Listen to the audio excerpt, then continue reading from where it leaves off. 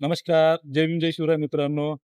आज मी व अब्दुल गनी सर, पुणे परीक्षा परिषद आयुक्त, अध्यक्ष, उपायुक्त, प्रशासन अधिकारी यांच्यासोबत चर्चा केली. सोबतच थोड्या वेळापूर्वी शिक्षण आयुक्त कार्यालयामध्ये वरिष्ठ दोन्ही तिन्ही अधिकाऱ्यांसोबत सविस्तर चर्चा केली. सोबतच काल जी काही संचमान्यता स्थितींता निर्माण केलेली होती, काल जी काही शिक्षण मंत्री महोदय यांच्यासोबत मीटिंग झालेली होती. त्या मीटिंगमध्ये उपस्थित असलेले अधिकारी वर्ग यांच्यासोबत चर्चा केली आणि मर्यादित प्राधान्यक्रम व संचमान्यता स्थितींता सोबतच पुढील काळामध्ये शिक्षक भरती प्रक्रिया कशी असणार आहे, कधी होणार आहे, किती जागेची होणार आहे आणि पुढचा जो काही प्रोसेस असणार आहे पवित्र पोर्टलची ती कशी होणार आहे, या सविस्तर आणि आजच्या पूर्णपणे सकारात्मक चर्चेचा इतिवृत्तांत जो आहे तो आज सायंकाळी लाईव्हच्या माध्यमातून तुम्हाला देणार आहे. तुर्तास एवढंच. फक्त तुम्ही सायंकाळी लाईव्ह विसरू नका.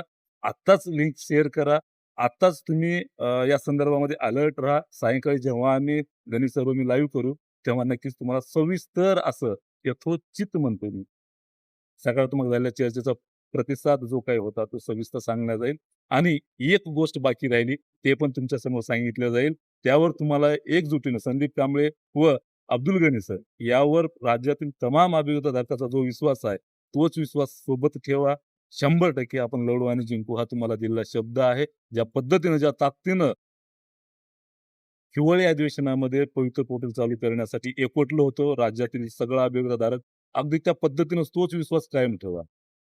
जास्तीत जास्त पदाची कशी भरती होणार नाही, हेही मी तुम्हाला शब्द देतो. फक्त तोच खलिफा जो आहे, काफिला, तो एकवटवा, विश्वास ठेवा आणि अधिकृत आणि सरळ-सरळ पवित्र पोर्टलच्या जास्तीत जास्त जागा आणण्यासाठी कितीही गटतट असू द्या.